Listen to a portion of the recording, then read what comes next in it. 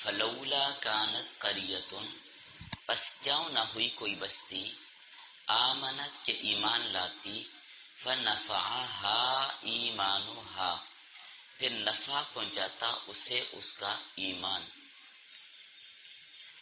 الا قوم یونس، مگر یونس علیہ السلام کی قوم.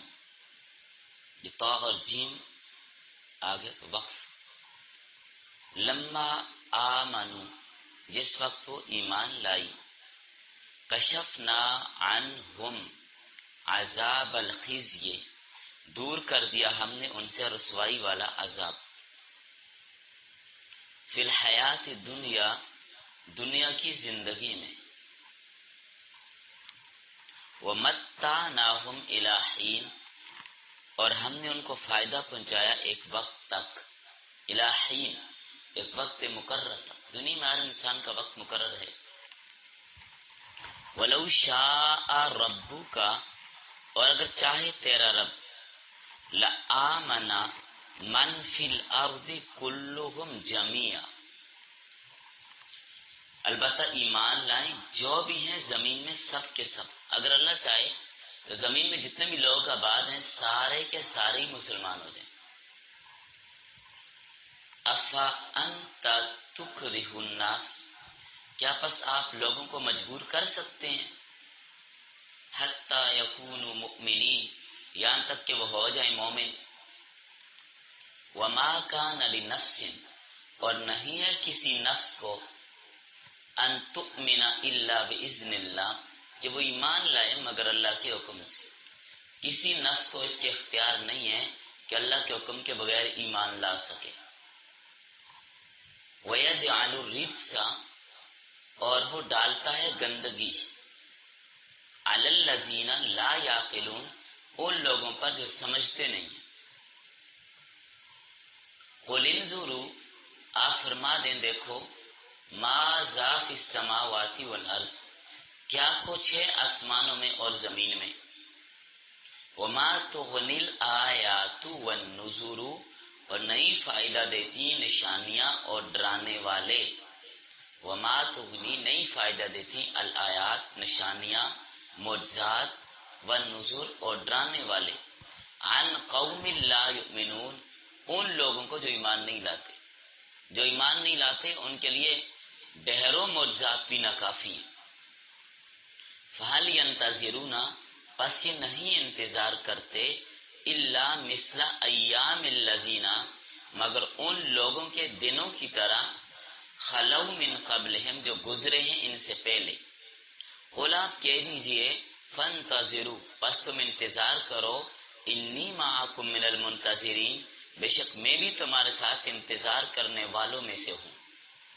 ثم ننجی رسلنا، پھر ہم نے نجات دی اپنے رسولوں کو، والذین آمنوا، اور ان کو جو ایمان لائے، کذالک، اسی طرح، حقا علینا، لازم ہے ہمارے اوپر، ننجی المؤمنین، کہ ہم نجات دیں ایمان والوں کو.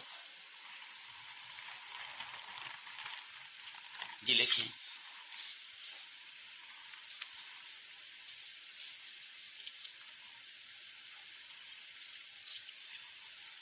سورہ یونس کا درس نمبر 20، آیت نمبر 98 تا 103. سبق کا عنوان ہے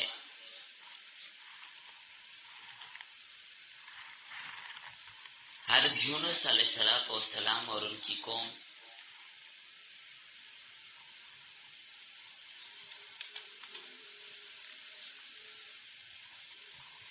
اور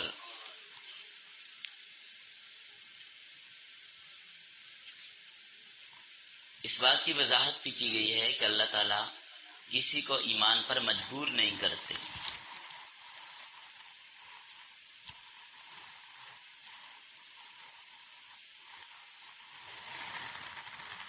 اللہ تعالیٰ کسی کو ایمان پر مجبور نہیں کرتے.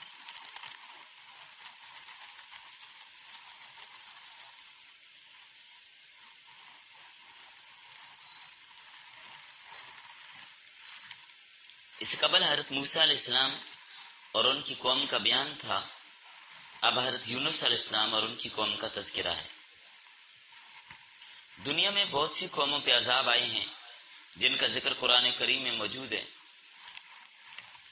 حضرت نوح علیہ السلام کی قوم پر عذاب آیا، حضرت لوط علیہ السلام کی قوم ان پر عذاب آیا، حضرت صالح علیہ السلام کی قوم پہ عذاب آیا، حضرت شعیب علیہ السلام کی قوم پہ عذاب آیا، بہت ساری قوموں پہ عذاب آیا۔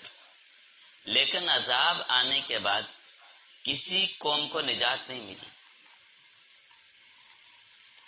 سوائے حضرت یونس علیہ السلام کی قوم کے، جس کا ذکر اب ان آیات میں کیا جا رہا ہے۔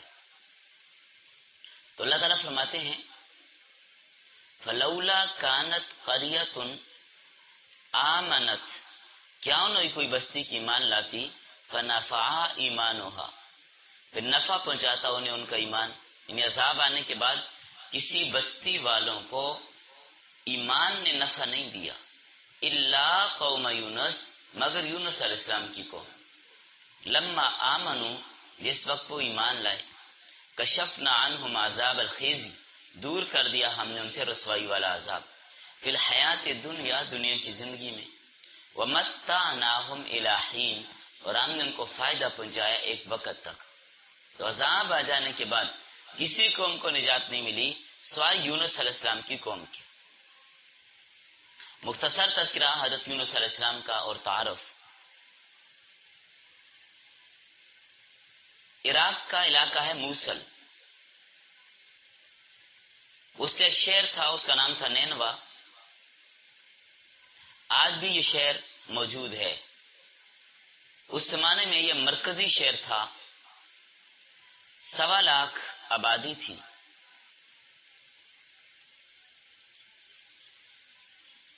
سورۃ الصافات میں اس کی طرف اشارہ بھی ہے، وَأَرْسَلْنَاهُ إِلَى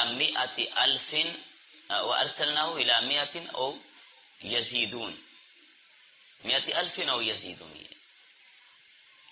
کہ ہم نے ان کو 1 لاکھ یا اس سے زیادہ لوگوں کی طرف بھیجا تھا۔ حضرت یونس علیہ السلام کے والد کا نام تھا متا۔ حضرت یونس علیہ السلام کو اللہ تعالیٰ نے نبوت اور رسالت دے کر اس قوم کی اصلاح کے لیے مبعوث کیا۔ حضرت یونس علیہ السلام کی شادی بھی ہوئی، اللہ تعالیٰ نے ان کو اولاد بھی دی، 2 بیٹے تھے۔ بڑے لمبے عرصے تک حضرت یونس علیہ السلام نے اپنی قوم کو دعوت دی، تبلیغ کی، سمجھایا، حق پہنچایا، مگر کوئی بھی ایمان نہ لایا۔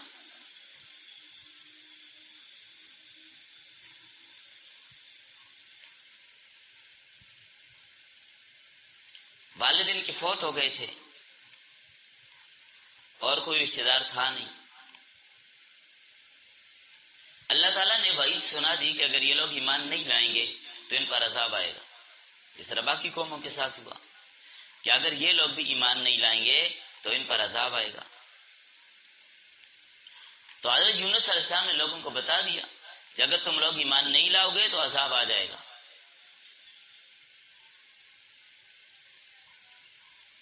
لوگوں نے پوچھا کب عذاب آئے گا؟ تو حضرت یونس علیہ السلام نے فرمایا 3 دن تک آئے گا۔ اور ایک روایت میں آتا ہے کہ حضرت یونس علیہ السلام نے فرمایا 40 دن تک عذاب آئے گا، حالانکہ اللہ تعالیٰ کی طرف سے ابھی دن متعین نہیں ہوا تھا کہ کتنے دن بعد عذاب آئے گا، ہاں یہ اللہ نے بتا دیا کہ عذاب آئے گا۔ تو حضرت یونس علیہ السلام نے اجتہادی طور پر خود ہی بتا دیا کہ 3 دن میں یا 40 دن میں عذاب آ جائے گا۔ پھر جب یہ وقت پورا ہونے لگا تو حضرت یونس علیہ السلام اپنی بیوی اور بچوں کو لے کر نکل پڑے۔ بچوں کی عمر کے بارے میں مفسرین نے لکھا ہے، ایک کی عمر 10 سال تھی اور ایک کی عمر 7 سال تھی۔ ان کو لے کر چلے کہ اب اس بستی پر تو عذاب آئے گا، ہم یہاں سے نکل جائیں۔ تو حالانکہ آپ کو معلوم ہے کہ انبیاء اللہ تعالیٰ کے حکم سے نکلتے ہیں، اس کے بغیر نہیں نکلتے۔ تو یونس علیہ السلام اللہ کا حکم آئے بغیر ہی چل پڑے کہ اب اس قوم پر عذاب آئے گا، میں نے ان میں نہیں رہنا۔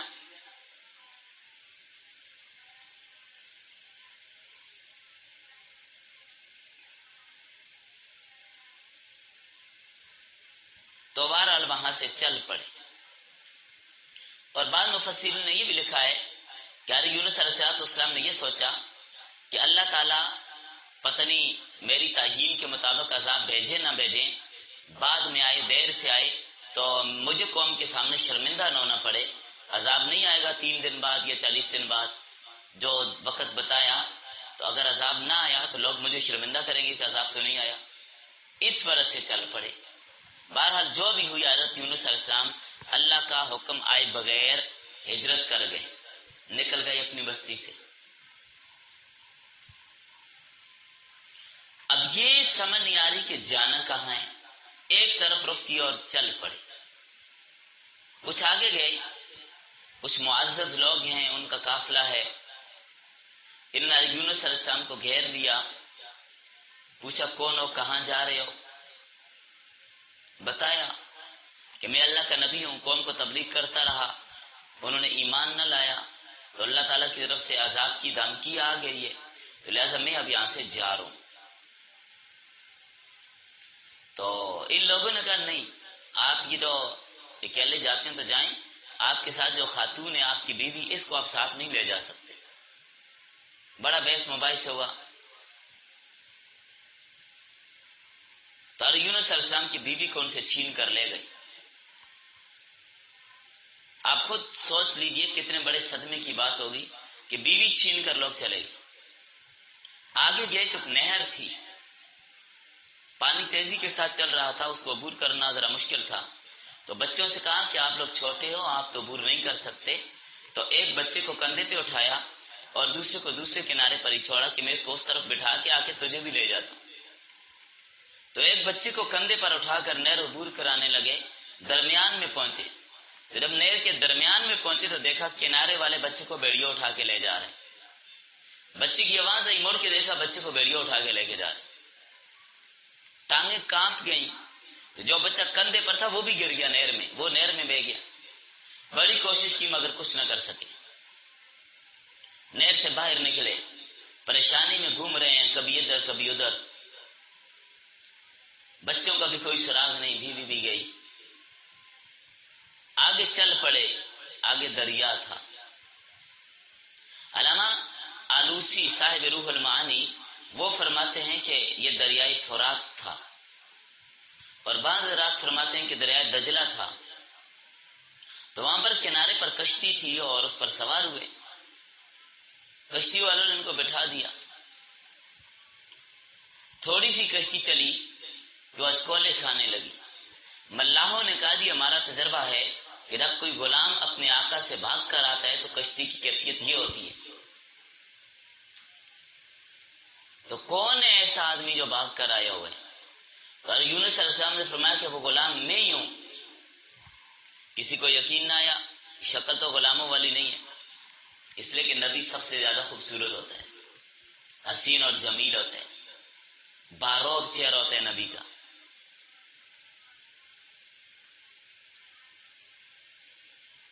اور بعد یہ بھی لکھا ہے کہ کشتی میں سواریاں زیادہ تھیں، تو انہوں نے کہا جی اگر ایک سواری کم کر دی جائے تو معاملہ حل ہو جائے گا، ایک سواری اگر دریا میں چھلانگ لگا دے تو باقیوں کی جان بچ جائے گی۔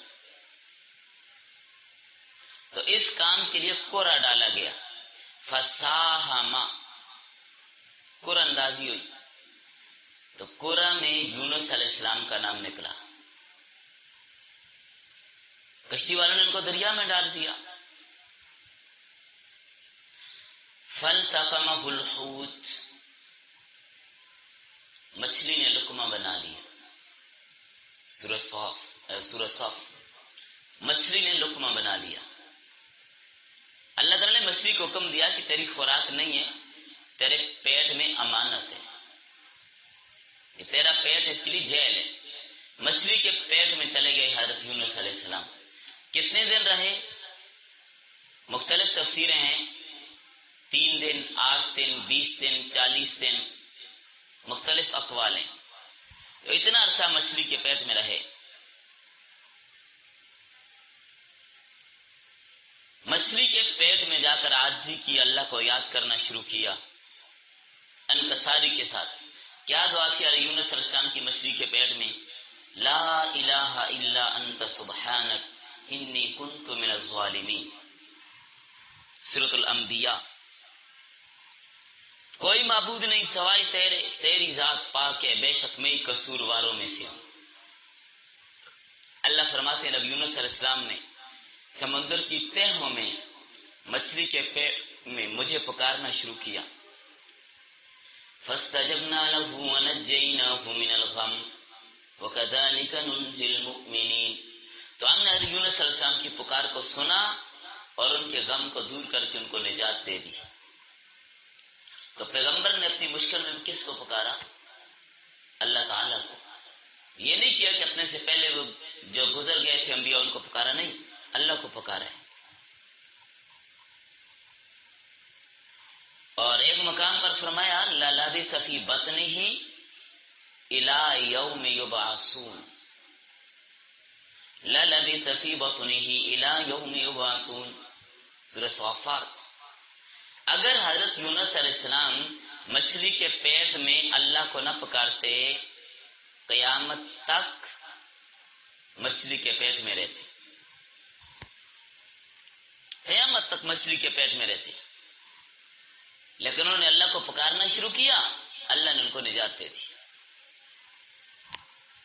اور یاد رکھیں یہ آیت لا الہ الا انت سبحانک انی کنت من الظالمین، صدیوں سے تجربہ ہے، تجربہ چلا آ رہا ہے لوگوں کا کہ جب کوئی مشکل پیش آئے تو یہ پڑھیں، اللہ مشکل حل فرما دیتے ہیں۔ اور حدیث میں بھی ہے دعوت المکروب دعوت الذنون، پریشان آدمی وہ دعا کرے جو مچھلی کے پیٹ والے پیغمبر نے دعا کی تھی۔ حضرت یونس علیہ السلام کی دعا، مکروب جو پریشان آدمی ہے اس کے لیے مجرب عمل ہے، لا الہ الا انت سبحانک انی کنت من الظالمین۔ یہ پڑھتا رہے، جتنا زیادہ اخلاص ہوگا اتنی جلدی پریشانی دور ہوگی، جتنا زیادہ اخلاص ہوگا اتنی جلدی حاجت پوری ہوگی۔ اخلاص کے ساتھ پڑھیں گے تو فائدہ ہوگا۔ اب کتنی بار پڑھیں؟ یاد رکھیں اصل گر ہر دعا میں اخلاص ہوتا ہے، اخلاص کے ساتھ ایک دفعہ بھی پڑھیں تو اثر ہوگا، لیکن زبردستی دل نہیں کرتا، گٹھلیوں کا ڈھیر سامنے لگا دیا، اخلاص نہیں، توجہ نہیں، دھیان دائیں بائیں، تو پھر گٹھلیوں کے ڈھیر پر بھی پڑھیں تو فائدہ نہیں ہوتا۔ اصل چیز کیا ہے؟ اخلاص۔ اب بچوں کو جمع کروا کے لیے ہم نے 1.25 لاکھ بار اس کو پورا کروانا ہے تاکہ کام ہو جائے۔ ٹھیک ہے، بعض اللہ والوں نے 1.25 لاکھ بار اتنی تعداد میں پورا کیا تو ان کے کام بن گئے، لیکن وہ اخلاص تھا۔ یہاں پر بچوں کو جمع کر کے ان سے گٹھلیاں الٹا دینا، کہ ہم نے 1.25 لاکھ بار پورا کر دیا، بعد میں پھر شکوے کرنا کہ ہماری حاجت پوری نہیں ہوئی، تو بھئی ایسے کام نہیں چلتا۔ اخلاص چاہیے، اخلاص کے ساتھ پڑھیں تو ایک دفعہ پڑھنا بھی کافی ہے۔ اگر اخلاص نہیں ہے تو سارا دن بھی پڑھتے رہیں، کچھ نہیں ہوگا۔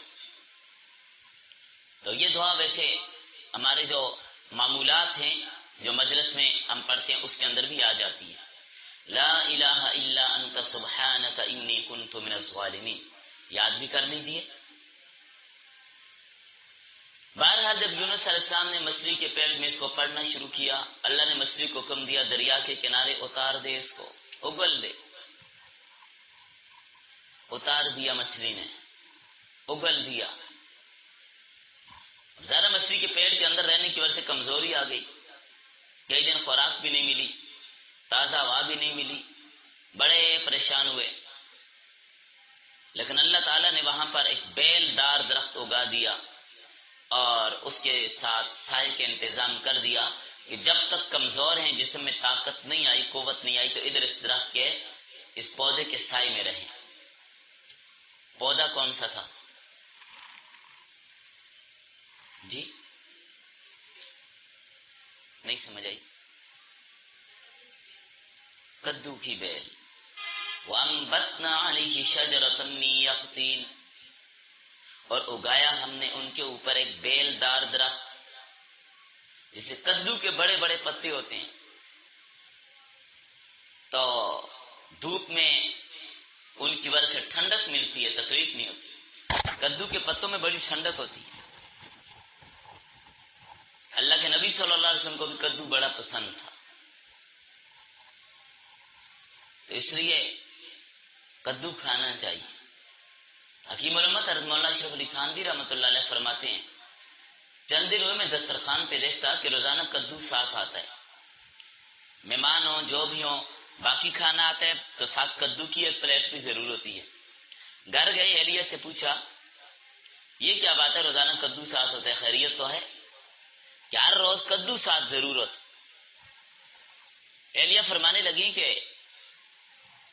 جب سے میں نے یہ بات پڑھی ہے کہ نبی صلی اللہ علیہ وسلم کو کدو بہت پسند تھا، بڑا پسند تھا، سالن میں کدو تلاش کر کر کے آپ کھاتے تھے، اتنا پسند تھا۔ تو جب سے میں نے یہ بات پڑھی ہے کہ نبی صلی اللہ علیہ وسلم کو کدو بہت پسند تھا، تو میں نے خادم کو کہہ دیا ہوا ہے کہ جب تک بازار میں کدو ملتا رہے روزانہ ہی لے آیا کر۔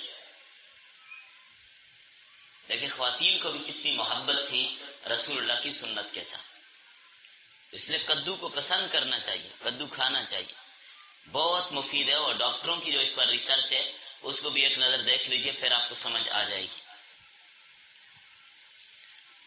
کھانے کے لیے بعض مفسرین نے لکھا ہے ایک ہرنی کا انتظام کر دیا، وہ روزانہ آ کر یونس علیہ السلام کو دودھ پلا کے چلی جاتی۔ اللہ اکبر۔ پھر کچھ دن بعد بدن میں قوت آئی، طاقت آئی، اٹھ کے چل پڑے، اپنی بستی کی طرف آنے لگے۔ تو ایک قافلے والوں کے پاس آگے قافلہ آ رہا ہے، ان کے پاس دیکھا کہ حضرت یونس علیہ السلام کا بچہ ہے۔ وہ قافلے والے کہنے لگے ہم اس کا وارث تلاش کر رہے ہیں، اگر آپ جانتے ہو تو بتائیں۔ فرمایا اس کا وارث تمہیں ہو، یہ میرا بیٹا ہے، نہر میں گر گیا تھا۔ انہوں نے کہا کہ یہ نہر میں بہتا جا رہا تھا، ہم نے اس کو نہر سے نکال لیا تھا۔ وہ بیٹا لیا حضرت یونس علیہ السلام نے، آزمائش تھی اللہ کی طرف سے۔ تو پھر حضرت یونس علیہ السلام فرمانے لگے کہ میرا ایک اور بیٹا بھی تھا، اس کو بھیڑیا لے گیا تھا، ایک بیٹے کو بھیڑیا لے گیا تھا۔ وہ کہنے لگے ہاں فلاں جگہ پر کچھ لوگ بیٹھے ہیں، تو ان کے پاس ایک بچہ ہے، وہ کہتے ہیں کہ ایک چروائے نے بھیڑیے سے بچہ چھڑوایا ہے اور وہ بچہ ان لوگوں کے پاس ہے۔ حضرت یونس وہاں پر گئے، دوسرا بچہ بھی مل گیا، بڑے خوش ہوئے، تو غم کم ہو گیا۔ آگے جا رہے تھے تو دیکھا جن لوگوں نے بیوی چھینی تھی وہ قافلے والے بیوی کو لے کر آ رہے ہیں۔ اللہ اکبر۔ بیوی پیش کی، یہ میں اپنی بیوی۔ فرمایا پریشان ہونے کی ضرورت نہیں ہے، آپ کی عزت پر کوئی حملہ نہیں ہوا، ہم فرشتے ہیں، صرف آپ کی آزمائش تھی اس لیے آپ کی بیوی کو لے گئے تھے۔ شاید بچوں کے ساتھ بھی ایسے ہی ہوا ہوگا۔ بلکہ میرے ذہن میں تو ایک بات یہ آتی ہے کہ ہو سکتا ہے جو کشتی والا معاملہ ہوا، کشتی میں سوار کیا تو یہ کشتی بھی کوئی فرشتے ہی لے کر آئے ہو۔ بہرحال یہ بات کسی تفسیر میں نے پڑھی نہیں ہے، ویسے ذہن میں ایک بات آ رہی ہے کہ ہو سکتا ہے آزمائش ہے نا، تو ورنہ یہ کیسے ہو سکتا ہے کہ کشتی کے ملاح کہتے ہیں جی کشتی تب اچکولے کھانے لگتی ہے جب کوئی غلام بھاگ کے آتا ہے۔ تو ہر انسان اللہ کا غلام ہے، تو یونس علیہ السلام اللہ کی اجازت کے بغیر چلے گئے تھے، تو ہو سکتا ہے یہاں پر بھی ماجرا کوئی غیبی ہی ہے کہ نہیں یہ بات؟ تو بہرحال بیوی بھی مل گئی، بچے بھی مل گئے، خوشی ہو گئی اور اپنے علاقے کی طرف آنے لگے۔ ادھر قوم نے جب یونس علیہ السلام چلے گئے، قوم پر عذاب آ گیا، عذاب کے اثار دیکھے۔ جب عذاب کے اثار دیکھے کہنے لگے اللہ کے نبی نے سچ کہا تھا، عذاب تو آ گیا، ابھی دور تھا، ابھی قریب نہیں آیا تھا، آسمان سے جب اثار ظاہر ہوئے، ان لوگوں نے اجتماعی طور پر توبہ کی، خوب اللہ کے سامنے گڑ گڑائے، ایسی توبہ کی جانوروں کو بھی ساتھ لے گئے، عورتیں بچے چیخے مار مار کے، داڑے مار مار کے رو رہے ہیں اور توبہ کر رہے ہیں، اللہ سے معافی مانگ رہے ہیں۔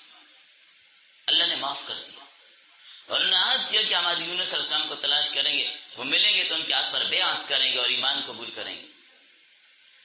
تو ادھر یونس علیہ السلام واپس آ گئے، قوم اتنی خوش ہوئی کہ شکر ہے کہ یونس واپس آ گئے۔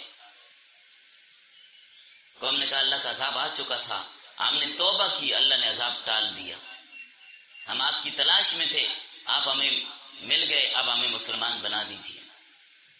یہ پورے واقعے کا خلاصہ اور نچوڑ میں نے آپ کو بتا دیا ہے۔ تو حضرت یونس علیہ السلام کی قوم کے ساتھ جو واقعہ پیش آیا اس کا ذکر یہاں پر اللہ تعالیٰ فرماتے ہیں فَلَوْلَا كَانَتْ قَرْيَةٌ آمَنَتْ فَنَفَعَهَا إِيمَانُهَا إِلَّا قَوْمَ یونس، بس کیوں نہ ہوئی کوئی بستی کی ایمان لاتی پھر نفع پہنچاتا اس کا ایمان مگر یونس علیہ السلام کی قوم۔ جس وقت وہ ایمان لائے تو ان سے رسوائی والا عذاب دور کر دیا۔ تو اللہ آگے فرماتے ہیں وَلَوْ شَاءَ رَبُّكَ، اگر چاہے تیرے رب لَآمَنَ مَنْ فِي الْأَرْضِ كُلُّهُمْ جَمِيعًا، تو زمین میں سارے ہی لوگ مسلمان ہو جاتے، سارے ہی ایمان والے ہوتے، کوئی کافر ہوتا ہی نہ۔ لیکن اللہ تعالیٰ کسی کو ایمان پر مجبور نہیں کرتا۔ جس طرح سارے فرشتے مومن ہیں، گناہ کر ہی نہیں سکتے، اگر اللہ چاہے تو انسانوں اور جنوں کو بھی ایسا بنا سکتا ہے کہ نہیں؟ بالکل بنا سکتے ہیں، لیکن ایسا کیا نہیں، کیوں؟ امتحان مقصود ہے، پھر تو امتحان ختم ہو جاتا۔ انسانوں اور جنوں کو پیدا ہی اس لیے کیا ہے کہ ان کا امتحان لیا جائے۔ وَمَنْ شَاءَ فَلْيُؤْمِنْ وَمَنْ شَاءَ فَلْيَكْفُرْ۔ تو بہرحال اللہ تعالیٰ نے امتحان لینا ہے کہ دو راستے دکھا دیے، کون کس راستے پہ چلتا ہے، یہ اللہ آزما رہے ہیں ہمیں۔ وَمَا كَانَ لِنَفْسٍ أَن تُؤْمِنَ إِلَّا بِإِذْنِ اللَّهِ، نہیں ہے کسی نفس کے اختیار کو ایمان لائے مگر اللہ کے حکم سے۔ اللہ کے حکم سے مراد یہ کہ جب اپنی مرضی سے ایمان کی طرف قدم اٹھائے گا تو اللہ تعالیٰ اس کو توفیق بھی دے گا، اگر قدم نہیں اٹھائے گا تو اللہ زبردستی توفیق بھی نہیں دیتا۔ تو ان لوگوں نے ایمان کی طرف قدم اٹھایا، توبہ کی، معافی مانگی، اللہ تعالیٰ نے ان کی توبہ کو قبول کر لیا۔ اور جو لوگ کفر پر ڈٹے ہوئے ہیں، ایمان نہیں لاتے، ڈٹے ہیں کفر پر، ان کے بارے میں فرمایا وَيَجْعَلُ الرِّجْسَ عَلَى الَّذِينَ لَا يَعْقِلُونَ، اور اللہ تعالیٰ ڈالتا ہے گندگی ان لوگوں پر جو سمجھ نہیں رکھتے، عقل سے کام نہیں لیتے، ان کے ذہن گندے ہو جاتے ہیں، دل گندے ہو جاتے ہیں، ان کے بدن روحانی طور پہ گندے ہو جاتے ہیں۔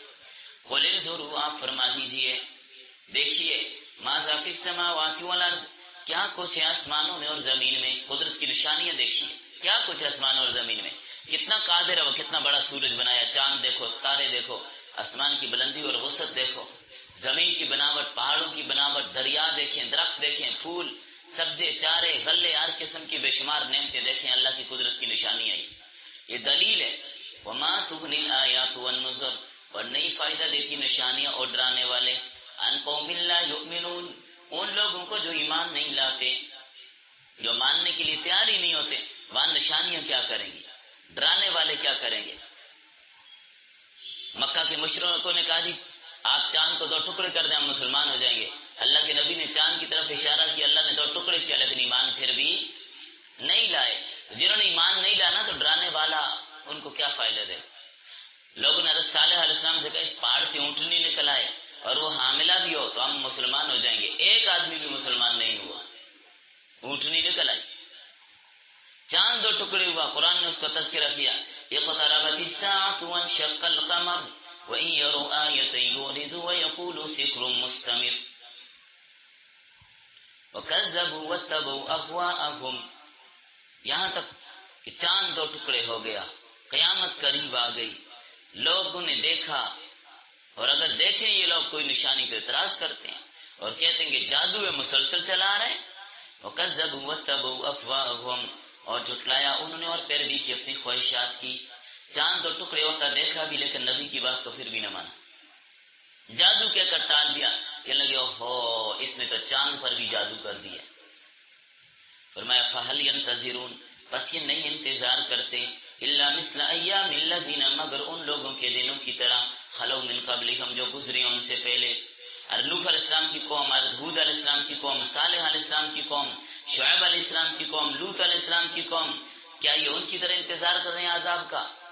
مکہ والے سمجھ نہیں رہے، جب عذاب آئے گا تو پھر مانیں گے، لیکن عذاب آ جائے تو پھر بچت نہیں ہے۔ قل آپ کہہ دیجئے فانتظروا انی معکم من المنتظرین، بس تم انتظار کرو، بے شک میں بھی تمہارے ساتھ انتظار کرنے والوں میں سے ہوں، دیکھتا ہوں تمہارا کیا حشر ہوتا ہے۔ ثم ننجی رسولنا، پھر ہم نجات دیتے ہیں اپنے رسولوں کو، والذین آمنوا، اور ان لوگوں کو جو ایمان لائے، کذالک حقا علینا ننجی المؤمنین، اسی طرح نجات دیتے ہیں ایمان والوں کو، یہ اللہ کا وعدہ ہے۔ جو ایمان لائے گا اللہ اس کو دنیا میں بھی بچائے گا، آخرت میں بھی بچائے گا، دنیا میں بھی عذاب نہیں آئے گا اور آخرت میں بھی عذاب سے بچ جائے گا۔ اللہ تعالیٰ ہم سب کو کامل ایمان والا بنائے۔ چلیں بس۔